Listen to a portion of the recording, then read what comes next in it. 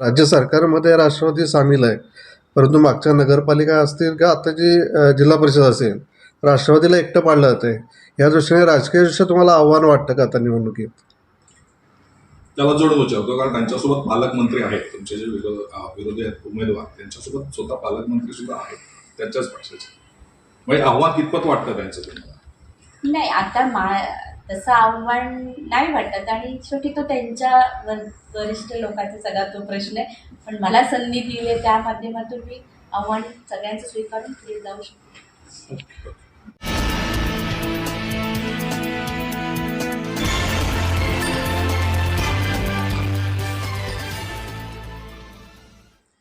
Madam, Sawarde जिल्हा परिषद गटामधून आपण निवडणूक लढवत आहे. काय वातावरण आहे, परिस्थिती काय आहे? सर्वप्रथम मी सर्वांना नमस्कार. वातावरण खूप चांगलं आहे, कारण गेली 5 वर्ष मला माझ्या गणातून संधी पंचायत समितीसाठी दिली. त्यानंतर नशिबाचा भाग म्हणेन आणि सर्व थोर मोठ्यांचे आशीर्वाद म्हणेन की मला सभापती पदावरती काम करण्याची संधी मिळाली.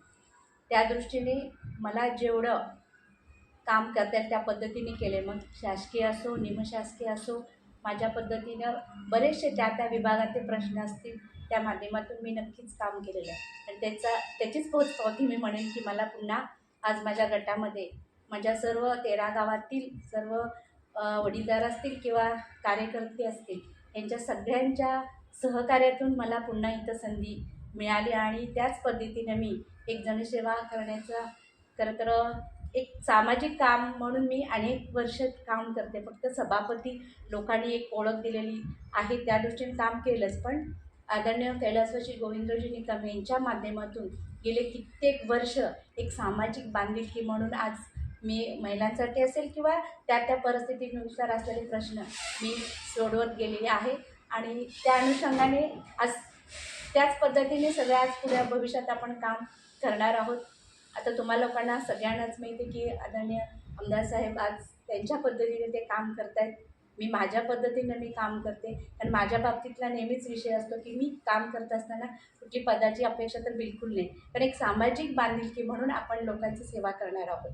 आणि त्या अनुषंगाने माझं काम म्हणजे माझ्या विभागात असेल किंवा तालुकामध्ये असेल, आणि आत्ता तरी गणागटाची जबाबदारी मी म्हणेन ते सगळं स्वीकारून आज खूप चांगल्या पद्धतीने काम करण्याची संधी मला दिली. खूप चांगलं वातावरण आज लोकांकडून मला बघायला मिळतं आहे.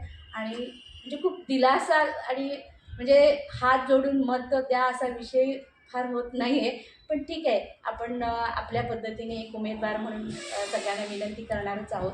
पण खूप चांगलं वातावरण आज माझ्यासाठी पोषक आहे. पंचायत समितीची सभापती म्हणून आपली कारकीर्द यशस्वी झाली, तर पुन्हा पंचायत समितीमध्ये न लढण्याऐवजी जिल्हा परिषदेमध्ये लढण्यामागचं नेमकं कारण काय? कारण त्याने मी गणागटाची नक्कीच प्रगती केली. आता भविष्यात जिल्हा परिषदमध्ये जी काही गावं येत आहेत त्या अनुषंगाने तो विकास तिथपर्यंत पण पोहोचला पाहिजे. फक्त तेवढाच मर्यादित न राहता अनेक विभागाची किंवा अनेक गावांची त्या माध्यमातून आपण प्रगती करू शकतो. कारण गणातली गावं हे मर्यादित 3 राहतात, गटातली गावं अधिक आहेत. म्हणजे ज्या काही शासकीय योजना असतील किंवा विकास कामाच्या माध्यमातून आपल्याला जेवढं काही करता येईल त्या माध्यमातून आपल्याला आलेली संधी ही स्टेप बाय स्टेपच असणार आहे असं मला वाटतं. आणि त्या अनुषंगाने आपण अधिक लोकांपर्यंत किंवा अधिक गावांच्या सुविधा करण्यासाठी आपण नक्कीच पोहोचू शकतो. मॅडम, तुमच्या समोर माजी सभापती विरोधक आहेत, त्यांचं आव्हान कितपत वाटतंय? असं बिलकुल नाही. शेवटी त्यांनी त्यांच्या परीने काम करायचं, मी माझ्या परीने काम करणार. आव्हान आणि किती वेळा तरी आपण ते योग्य पद्धतीने ते सोडवलेले पण आहेत. पण माझ्यासाठी आव्हान नवीन नाही आहे. मी माझ्या परीने नक्कीच काम करेन. निवडणुकीला सामोरे जाताना प्रचाराचे मुद्दे कोणते आहेत? विशेष करून महिला सक्षमीकरण असेल, आरोग्य असेल, शैक्षणिक असेल, बाकी भौतिक सुविधा त्या भौगोलिक परिस्थितीवरती ते आपण काम करणारच आहोत.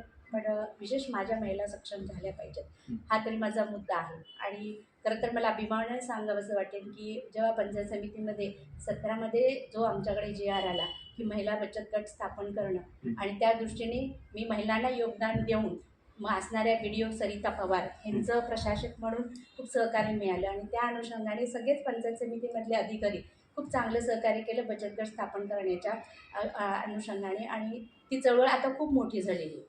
आणि गेल्या कित्येक वर्ष म्हणजे सभापतीच्या अगेन्स्ट मी राधाभवन फाउंडेशनच्या माध्यमातून बचत गट स्थापन करून महिलांना त्यांच्या गरजेनुसार प्रशिक्षण, त्यांना उपजीविका म्हणून मग अगदी त्यांच्या मागणीनुसार मग शिलाई मशीन असेल, घरगुती असेल की लघु उद्योगासाठी जे आपल्याला आवश्यकता आहे ते आदरणीय आमदार साहेबांच्या माध्यमातून मी तेव्हाही दिलेलं आहे आणि योजनेच्या माध्यमातून दिलंच गेलेलं आहे. मग अशा पद्धतीने आज माझे काम करण्याचे म्हणजे तयारी मी दर्शवली. सावर्डे हे एक मध्यवर्ती ठिकाण आहे, तर सावर्ड्याच्या विकासाचं विजन आपण काय मांडणार?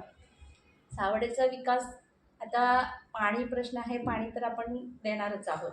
बाकी स्मार्ट सावर्डा ह्या दृष्टीने जेवढं आपल्याला करता येईल त्या पद्धतीनं करणार आहोत. मग इथे जे काही वाडीवस्तीचे प्रश्न आहेतच त्या दृष्टीने होणार, पण एक मोठी बाजारपेठ आज इथं सावर्ड्यासारख्या ठिकाणी आज खूप मोठी आहे. त्यांना काय ज्या गरजा आहेत त्या पद्धतीने आपण पुढे काम करणार आहोत.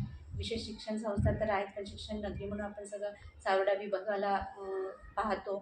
पण विजन हा माझ्यासाठी पाणी प्रश्न आहे. बाकी जे इथे भौगोलिक प्रश्न असणार आहेत त्या माध्यमातूनच आपण काम करू. मी जसं म्हटलं ना की महिलांसाठी आरोग्य जास्त हा माझा प्रामुख्याने विषय राहणार आहे.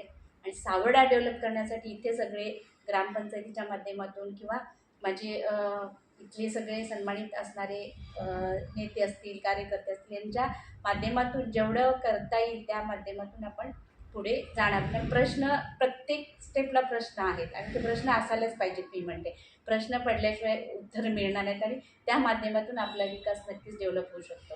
आणि पाण्याचा प्रश्न आहे तो आमच्या पिण्यासाठी तर आहे, पण भविष्यात आपल्याला शेतीकडे आपल्याला जास्त वळलं पाहिजे. त्या दृष्टीने आपल्याला पुढे, कारण शेतीतूनच आम्हाला लघु उद्योग आपण करू शकतो, रोजगार करू शकतो. त्या अनुषंगाने मेन पाण्याचा प्रश्न, त्याचबरोबर बाकी इथे आणखी वेगळे प्रश्न येतीलच. त्या दृष्टीने आपण भविष्यात आपल्या रूपाने जिल्हा परिषदेचं अध्यक्षपद चिपळूणला मिळेल असं मानायचं का? ते आम्हाला बघायला मिळेल का?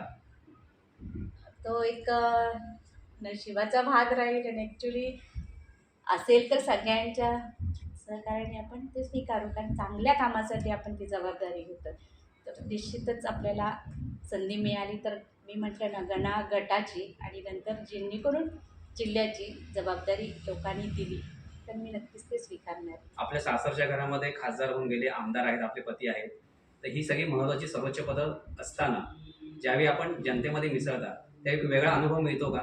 नक्कीच, कारण मी कोणी मोठी नाही हे पहिला प्रश्न. तर मी सामान्याची सामान्य आहे, त्याच्यामुळे माझ्या जेवढ्या काही अपेक्षा असतात त्या सामान्य लोकांसाठी असतात आणि ते मी करत राहणार. मग उच्च आणि असा दर्जा माझ्यासाठी बिलकुल नाही आहे. कारण आज गोविंदरावजी निकम साहेबांची नक्कीच आठवण येते, कारण त्यांची एक ओळख आपल्या सगळ्यांना मिळते. एक सहकार महर्षी म्हणून त्यांनी काम केलेलं आहे. तर सहकारातून समृद्धीकडे, त्याच्यातून उद्योग ह्या माध्यमातून त्यांनी काम केलं. त्याचबरोबर शिक्षण संस्था एक त्यांनी त्यांच्या दूरदृष्टीतून ती संस्था आज इथे खूप चांगलं काम करते. सामाजिक राजकीय कार्यकर्ते म्हटलं तर त्यांना, आणि त्यांच्या कामाची पद्धत फार वेगळी होती. खूप म्हणजे तुम्ही अनुभवलेल्या गोष्टी असतील आणि त्या अनुषंगाने त्यांनी लोकसभेचं पण दादांनी 2 टर्म घेतल्या आणि त्या दृष्टीने जे त्यांच्याकडून कामं झालेले ते मी जवळून अनुभवलेले. आता त्यांच्याच माध्यमातून जर सांगायचं म्हटलं तर आम्हाला म्हणजे स्वतः मला की पूर्ण चिपळूण तालुका त्यांनी पूर्ण स्वतः खूप आजारी होते, पण ते आजारी असताना बऱ्याचशा वेगवेगळ्या चिपळूण तालुक्यामध्ये जे आपले मग तिथे म्हणजे सब डिव्हिजन म्हणजे विद्युत हे असेल तिथे त्या कार्यालयामध्ये भेट दिली. कामगार ऑफिस तिथे आम्हाला तिथे घेऊन भेट दिली. नंतर विद्यापीठ, दापोली विद्यापीठ ह्या ठिकाणी मला घेऊन गेले. एवढेच काय, अगदी कऱ्याकोटपाड्यात म्हणजे अगदी व्हाळ, तोंडली, पिलवली ह्या बाजूला पण आम्हाला घेऊन गेले. म्हणजे ह्याच्यातून त्यांची दूरदृष्टी मला दिसून आली की भविष्यात आपल्याला इथं सुखसुविधा करणं खूप गरजेचं आहे.